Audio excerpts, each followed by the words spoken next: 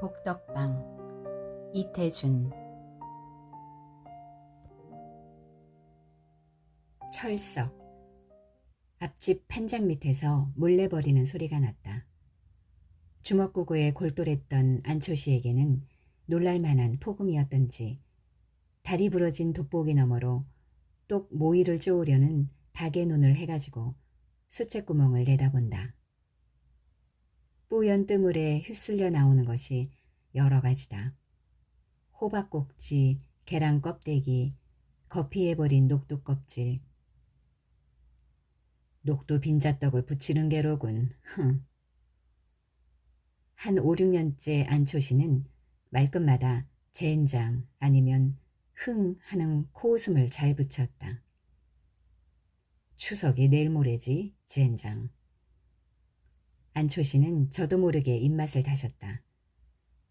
기름내가 코에 풍기는 듯 대뜸 입안에 침이 흥건해지고 전에 괜찮게 지낼 때 충치니 풍치니 하던 것은 거짓말이었던 것처럼 아래 윗니가 송곳 끝같이 날카로워짐을 느꼈다. 안초시는 그 날카로워진 이를 빈 입인 채 빠드득 소리가 나게 한번 물어보고 고개를 들었다.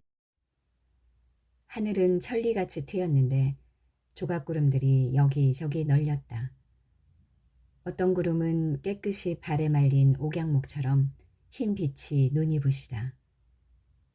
안초시는 이내 자기의 때묻은 적삼이 생각났다. 소매를 내려다보는 그의 얼굴은 날래 들리지 않는다. 거기는 한 조각의 녹두 빈자나 한 잔의 약주로서 얻지 못할 더 슬픔과 더 고적함이 품겨 있는 것 같았다. 혹혹 소매 끝을 불어보고 손끝으로 투겨보기도 하다가 목침을 세우고 눕고 말았다. 이사는 8하고 4호는 20이라 1000이 되지. 가만. 1000이라? 4로 했으니 4000이라 4000평. 매 평에 아주 줄여잡아 5원씩만 하게 돼도 4원 75전씩 남으니 그럼 4사는 16, 16,000원하고. 안초시가 다시 주먹구구를 거듭해서 얻어낸 총액이 19,000원. 단 1,000원만 들여도 19,000원이 되리라는 속셈이니 10,000원만 들이면 그게 얼마인가. 그는 벌떡 일어났다. 이마가 화끈해졌다. 되사렸던 무릎을 얼른 고추 세우고 뒤나보려는 사람처럼 쪼그렸다. 마코갑이 번연히 빈 것인 줄 알면서도 다시 집어다 눌러보았다. 주머니에는 단돈 10전.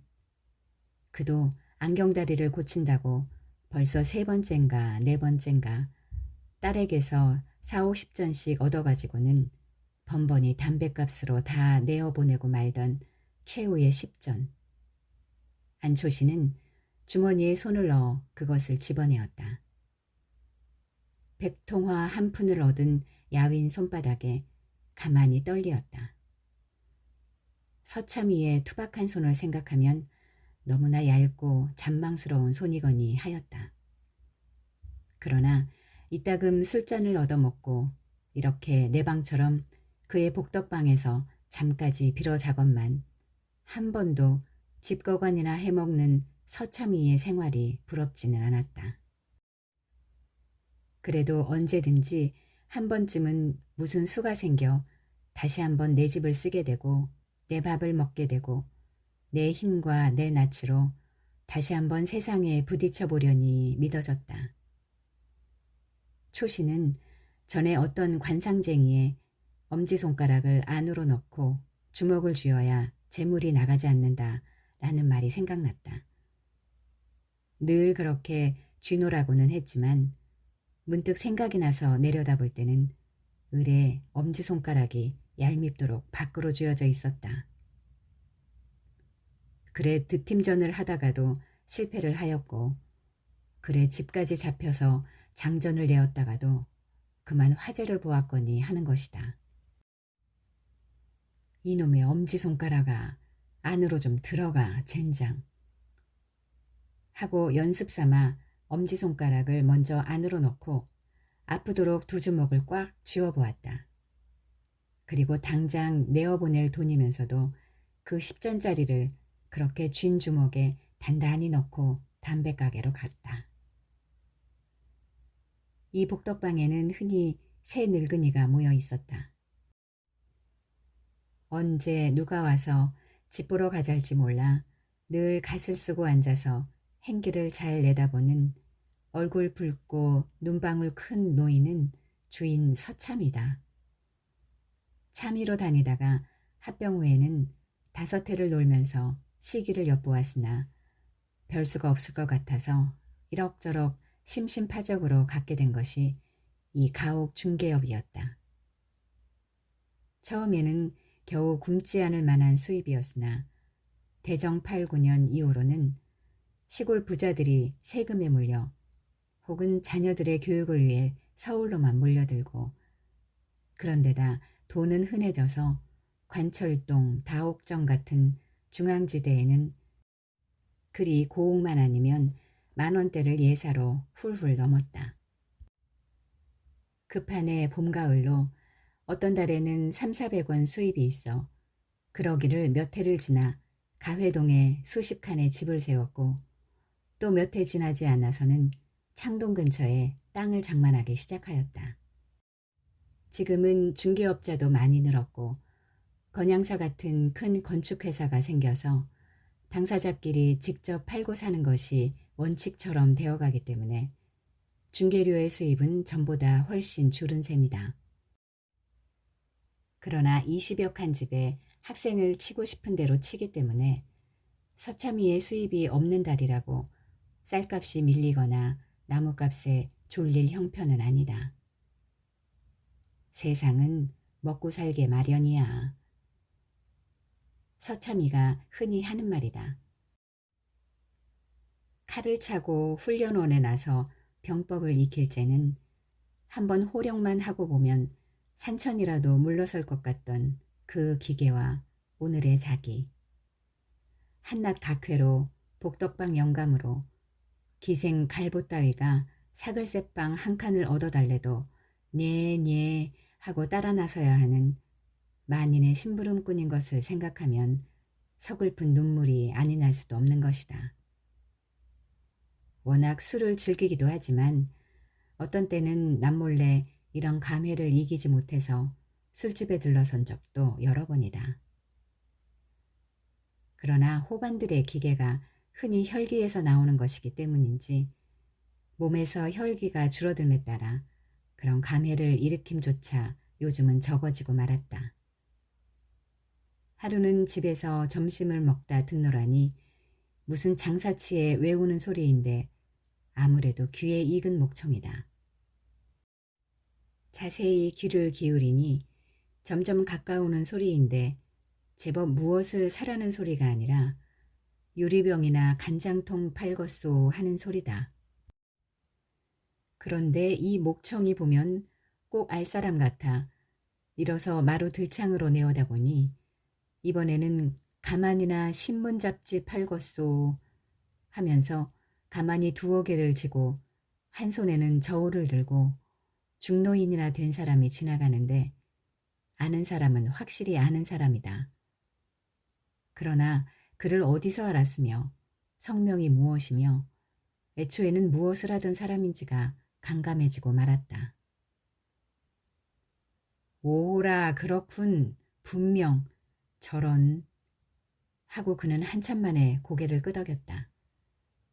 그 유리병과 간장통을 외우는 소리가 골목 안으로 사라져갈 즈음에야 서참이는 그가 누구인 것을 깨달아낸 것이다. 동관 김참이 허 나이는 자기보다 훨씬 연소하였으나 학식과 재기가 있는 데다 호령 소리가 좋아 상관에게 늘 칭찬을 받던 청년 무관이었었다. 20여 년 뒤에 들어도 갈 데 없는 그 목청이요 그 모습이었다. 전날의 그를 생각하고 오늘의 그를 보니 저기 간개가 사무치어 밥숟가락을 멈추고 냉수만 거듭 마시었다. 그러나 전에 혈기 있을 때와는 달리 그런 기분이 오래 가지는 않았다. 중학교 졸업반인 둘째 아들이 학교에 갔다 들어서는 것을 보고 또 싸전에서 쌀값을 받으러 와 마누라가 선선히 시퍼런 지전을 내어 해 있는 것을 볼 때 서참이는 이내 속으로 거저 살아야지 별 수 있나. 저렇게 개가죽을 쓰고 돌아다니는 친구도 있는데 에헴 하였을 뿐 아니라 그런 절박한 친구에다 대면 자기는 얼마나 훌륭한 지체냐 하는 자존심도 없지 않았다. 지난 일 그까지 생각할 건 뭐 있나. 사는 날까지. 허허. 여생을 웃으며 살 작정이었다. 그래서 그런지 워낙 좀 실없는 티가 있는 데다 요즘 와서는 누구에게나 농짓거리가 늘어갔다. 그래 늘 눈이 달리고 뽀르퉁한 입으로는 말끝마다 젠장 소리만 나오는 안초시와는 성미가 맞지 않았다. 쫌보야, 술 한잔 사주랴? 쫌보라는 말이 자기를 업신여기는 것 같아서 안초시는 이내 발끈해가지고 니깐 놈 술 더러워서 안 먹는다 한다. 화토패나 밤낮 떼면 너희 어멈이 살아온다던? 하고 서참이가 발끝으로 화투장들을 밀어던지면 그만 얼굴이 새빨개져서 새근새근하다가 부채면 부채, 담뱃값이면 담뱃값, 자기의 것을 냉큼 집어들고 다시 안 올 듯이 새침해 나가버리는 것이다. 족의 계집임은 천생 남의 첩감이야. 하고 서참이는 껄껄 웃어버리나 안초시는 이렇게 돼서 올라가면 한 이틀씩 보이지 않았다. 한 번은 안초시의 딸의 무용의 날 밤이었다. 안경화라고 한동안 토월회에도 다니다가 대판에 가 있느니 동경에 가 있느니 하더니 5, 6년 뒤에 무용가라 이름을 날리며 서울에 나타났다. 바로 제1회 공연날 밤이었다. 서참이가 조르기도 했지만 안초시도 딸의 사진과 이야기가 신문마다 나는 바람에 어깨가 으쓱해서 공표를 얻을 수 있는 대로 얻어가지고 서참이뿐만 아니라 여러 친구를 돌라줬던 것이다. 허, 저기 한가운데 지금 한창 다리짓 하는 게 자네 딸인가? 남은 다 멍멍이 앉아있는데 서참이가 해괴한 것을 보는 듯 마땅치 않은 어조로 물었다. 무용이란 건 문명국일수록 벗구한다네 그려. 얕기는 한 안초시는 미리 이런 대답을 하였다. 모르겠네 원. 지금 총각놈들은 모두 등신인가 봐. 왜? 하고 이번에는 다른 친구가 탄하였다. 우린 총각 시절에 저런 걸 봤대문 그냥 못배기네. 빌어먹을 녀석. 나이값을 못하고 개야 저건 개. 벌써 안초시는 분통이 발끈거려서 나오는 소리였다. 한 가지가 끝나고 불이 환하게 켜졌을 때였다. 도루 차라리 여배우 노릇을 댕기라고 그래라. 여배우는 그래도 저렇게 넓적다리 내놓고 덤비지 않더라. 그 자식 오지랖 경치게 넘네. 네가 안방 건너방이 몇 칸이요 나 알았지. 뭘 쥐뿔이나 한다고 그래. 보기 싫건 나가련. 하고 안초시는 화를 발끈 내었다. 그러니까 서참이도 안방 건넌방 말에 화가 나서 꽤 높은 소리로 넌 또 뭘 하니 요 쫌보야 하고 일어서 버렸다. 이 일이 있은 후 안초시는 거의 달포나 서참이의 복덕방에 나오지 않았다. 그런 걸 박희환 영감이 가서 데리고 왔었다. 박희환 영감이란 세 영감 중 하나로 안초시처럼 이 복덕방에 와서 자기까지는 안 하나 꽤 쏠쏠히 놀러오는 늙은이다. 아니 놀러오기만 하는 것이 아니라 와서는 공부도 한다. 재판소에 다니는 조카가 있어 대서업 운동을 한다고 속수 국어 독본을 노상 끼고 와서 그 삼국지 읽던 투로 긴상 독고의 이끼마스까 어쩌고를 외우고 있는 것이다.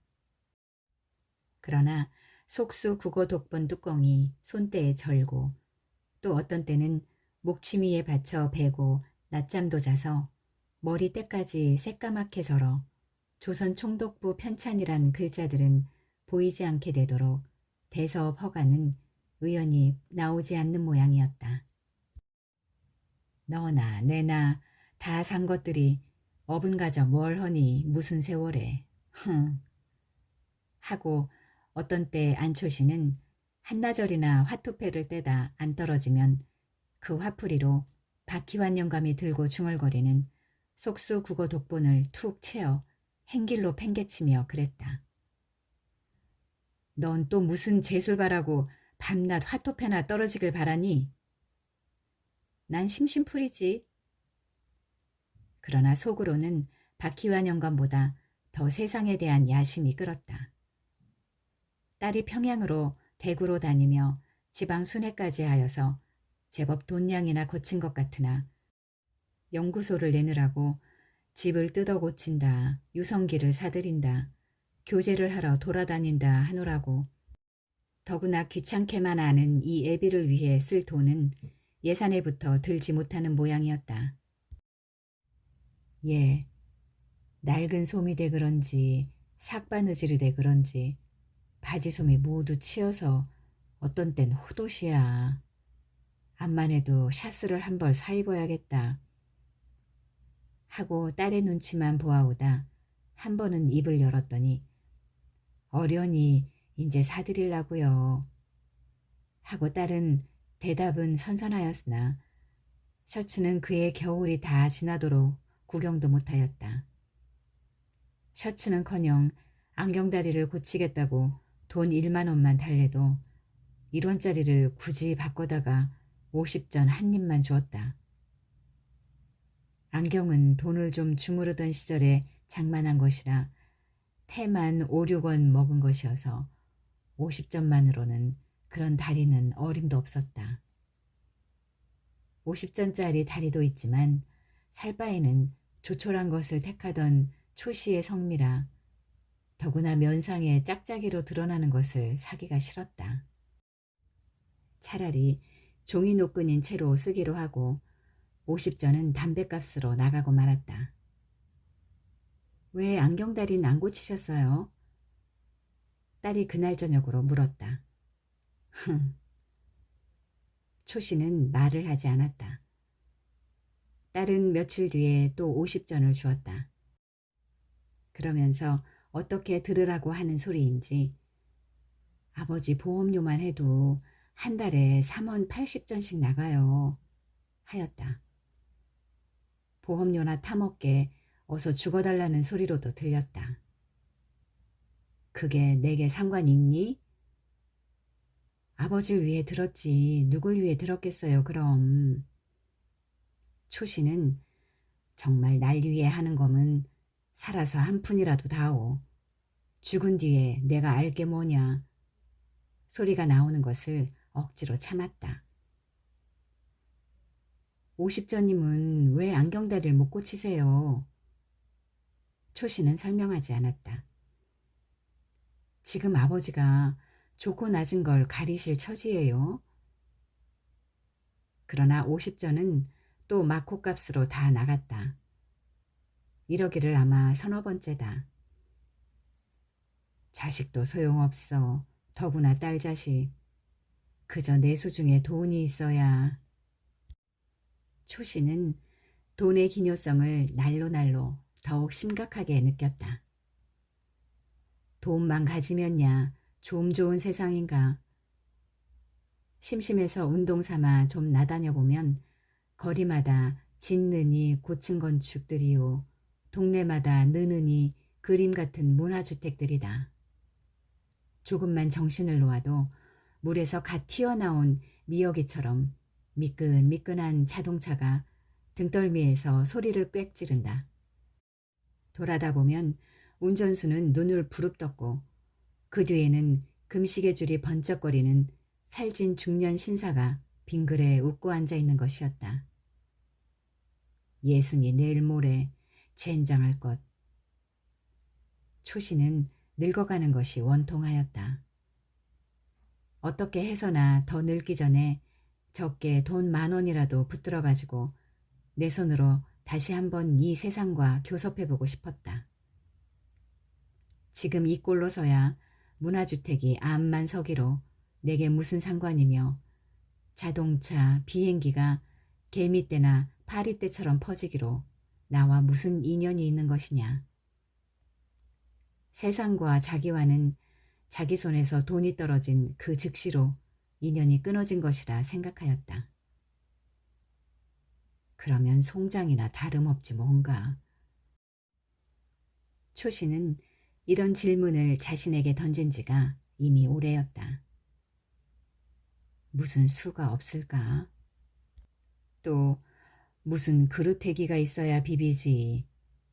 그러다가도 그래도 돈냥이나 엎질러 본 녀석이 벌기도 하는 게지. 하고 그야말로 무슨 그루터기만 만나면 꼭 벌기는 할 자신이었다. 그러다가 박희환 영감에게서 들은 말이었다. 관변에 있는 모 유력자를 통해 비밀리에 나온 말인데 황해연안에 제2의 나진이 생긴다는 말이었다.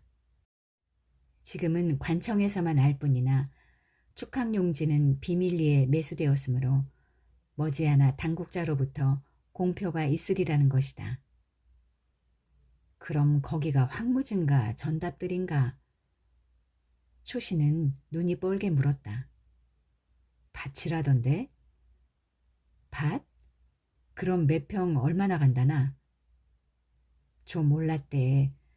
관청에서 사는 바람에 아무리 시골 사람들이기로 그만 눈치 없겠나? 그래도 무슨 일로 관청서 사는진 모르거든. 그래?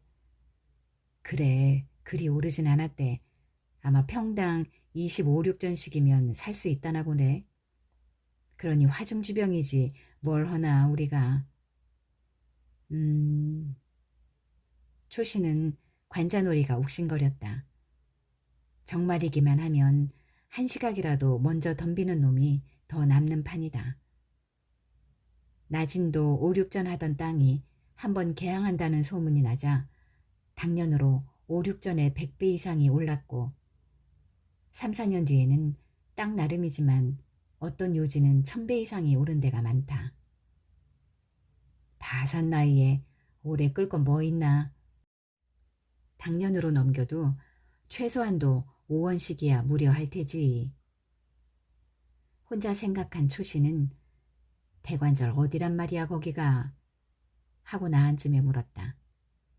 그걸 낸들 아나? 그럼 그 모씨라는 이만 알지. 그러게 날더러 단 10,000원이라도 자본을 운동하면 자기는 거기서도 어디가 요지라는 걸 설계도를 복사해낸 사람이니까 그 요지만 산단 말이지. 그리고 많이도 바라진 않어. 비용 죄다 제치고 순이익에 2할만 달라는 거야. 그럴 테지. 누가 그런 자국을 일러주고 구경만 하자겠나. 2할이라 2할. 초씨는 생각할수록 이것이 훌륭한 그 무슨 그루터기가 될 것 같았다. 나진의 설례도 있거니와 박희환 영감 말이 만주국이 되는 바람에 중국과의 관계가 미묘해지므로 황해연변에도 의례 나진과 같은 사명을 갖는 큰 항구가 필요할 것은 우리 상식으로도 추측할 바이라 하였다. 초시의 상식에도 그것을 믿을 수 있었다. 오늘은 오래간만에 피존을 사서 거기서 아주 한 대를 피워 물고 들어왔다. 어째 박희환 영감이 종일 보이지 않는다. 다른 데로 자금 운동을 다니나 보다 하였다. 서참이는 점심 전에 나간 사람이 어디서 흥정이 하나 떨어지느라고인지 아직 돌아오지 않는다. 안초씨는 미닫이틀 위에서 다 낡은 화투를 꺼내었다. 허, 이거 봐라. 여간에선 잘 떨어지지 않던 거북배가 단번에 똑 떨어진다. 누가 옆에서 좀 보아줬으면 싶었다. 아무래도 이게 심상치 않어. 이제 재수가 튀나 보다. 초씨는 반도 타지 않은 피존을 행길로 내어 던졌다. 출출하던 판에 담배만 몇 대 피우고 나니 목이 컬컬해진다. 앞집 수채에는 뚜물이 떠내려가다가 막힌 녹두 껍질이 그저 누렇게 보인다. 오냐, 내년 추석엔. 초씨는 이날 저녁에 박희환 영감에게서 들은 이야기를 딸에게 하였다. 실패는 했을지라도 그래도 십수년을 상업계에서 논 안초시라 출자를 권유하는 수장만은 딸이 듣기에도 딴 사람같이 놀라웠다.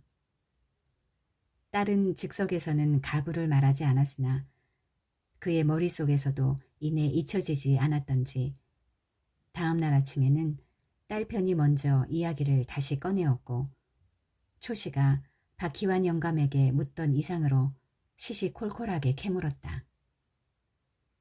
그러면 초씨는 또 박희환 영감 이상으로 손가락으로 가리키듯 소상히 설명하였고 1년 안에 청장을 하더라도 최소한도로 50배 이상의 순이익이 날 것이라고 장담하였다. 딸은 솔깃했다. 사흘 안에 연구소 집을 어느 신탁회사에 넣고 3,000원을 돌리기로 하였다. 초씨는 금시 발복이나 된 듯 뛰고 싶게 기뻤다. 서참이 이놈 날 은근히 멸시했겠다. 내 굳이 널 시켜 네 집보다 난 집을 살 테다. 내깟 놈이 천생각회지 별거냐? 그러나 신탁회사에서 돈이 되는 날은 웬 처음 보는 청년 하나가 초씨의 앞을 가리며 나타났다. 그는 딸의 청년이었다.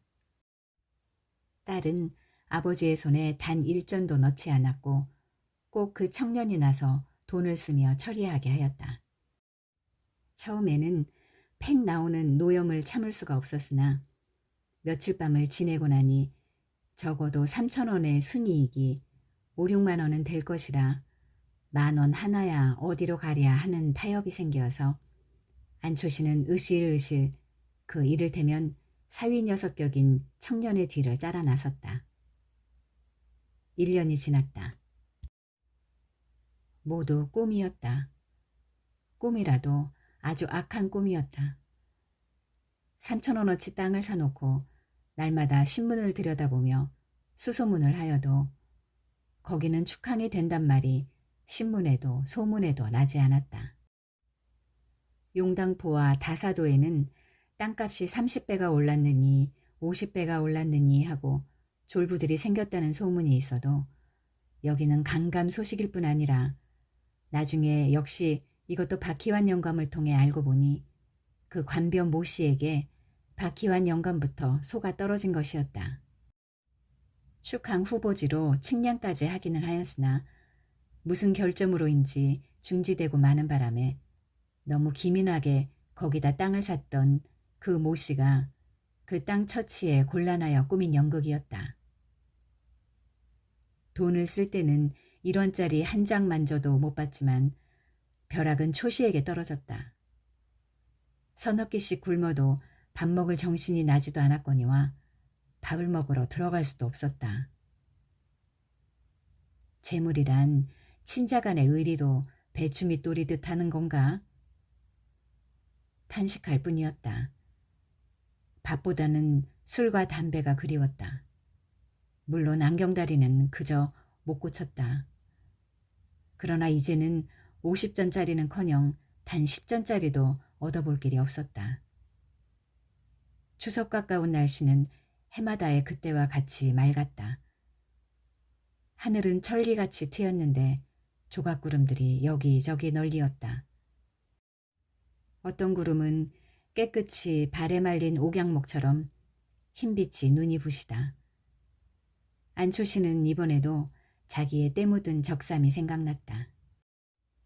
그러나 이번에는 소매 끝을 불거나 떨지는 않았다. 고요히 흘러내리는 눈물을 그 더러운 소매로 닦았을 뿐이다. 여름이 극성스럽게 덥더니 추위도 그럴 징조인지 예년보다 무서리가 일찍 내렸다. 서참이가 늘 지나다니는 식은 관사에는 울타리가 넘게 피었던 코스모스들이 끓는 물에 데쳐낸 것처럼 시커멓게 죽고 말았다. 참이는 머리가 띵하였다. 요즘 와서 울기 잘하는 안초시를 한번 위로해 주려 어저녁에는 데리고 나와 청요리집으로 추탕집으로 새로 2점을 치도록 돌아다닌 때문 같았다. 조반이라고 몇을 뜨기는 했으나 해도 그냥 빽빽하다.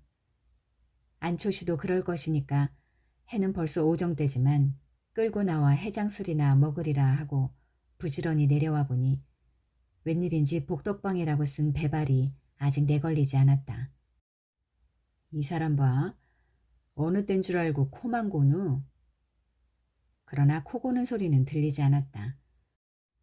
미닫이를 밀어제친 서참이는 정신이 번쩍 났다. 안초시의 입에는 피, 얼굴은 잿빛이었다. 아니, 참이는 우선 미닫이를 닫고 눈을 부비고 초시를 들여다보았다. 안초시는 벌써 아니요. 안초시의 시체일 뿐.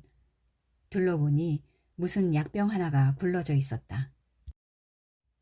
참이는 한참 만에야 이 일이 슬픈 일인 것을 깨달았다. 파출소로 갈까 하다 그래도 자식한테 먼저 알려야겠다 하고 말만 듣던 그 안경화 무용연구소를 찾아가서 안경화를 데리고 왔다. 딸이 한참 울고 난 뒤이다. 관청에 어서 알려야지. 아스세요. 딸은 펄쩍 뛰었다. 아스라니? 저라니? 제 명예도 좀... 하고 그는 애원하였다. 명예? 안 될 말이지.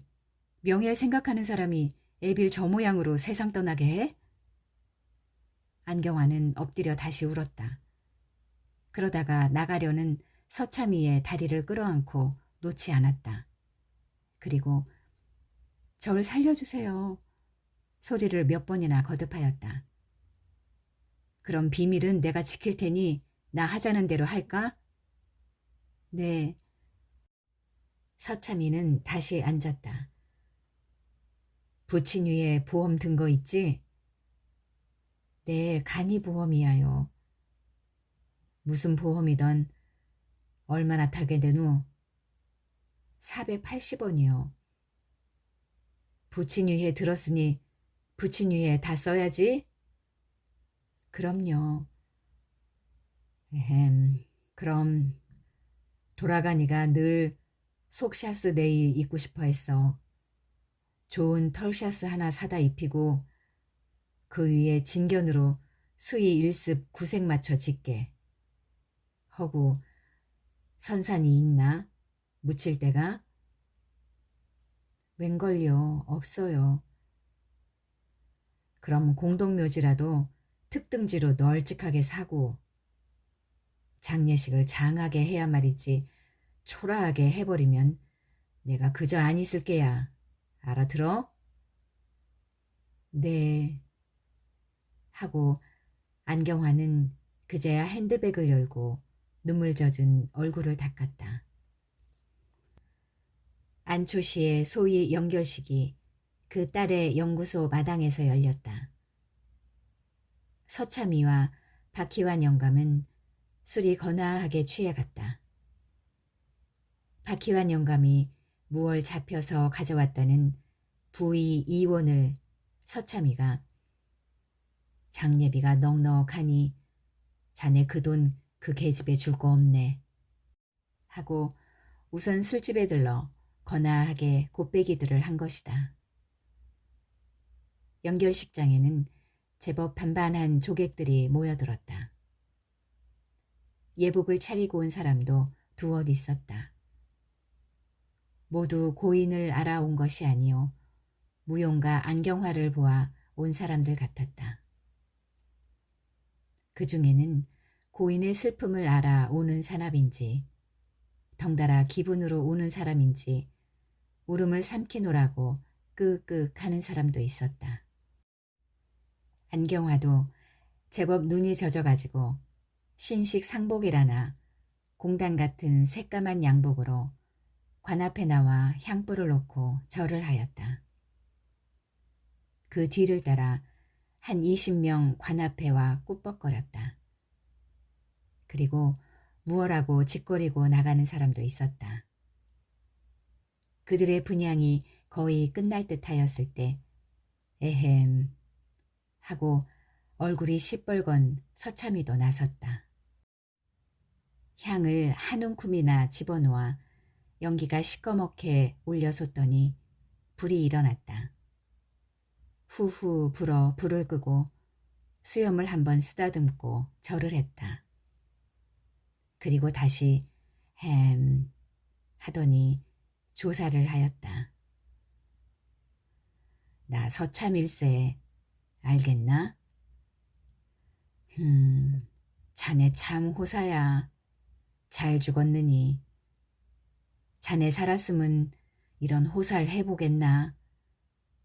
인전 안경다리 고칠 걱정도 없고 아무튼지 하는데 박희환 영감이 들어서더니 이 사람 취했네 그려 하며 서참이를 밀어냈다. 박희환 영감도 가슴이 답답하였다. 분향을 하고 무슨 소리를 한마디 했으면 속이 후련히 트일 것 같아서 잠깐 멈칫하고 서 있어 보았으나 흐흑 하고 울음이 먼저 터져 그만 나오고 말았다. 서참이와 박희환 영감도 묘지까지 나갈 작정이었으나 거기 모인 사람들이 하나도 마음에 들지 않아 도로 술집으로 내려오고 말았다.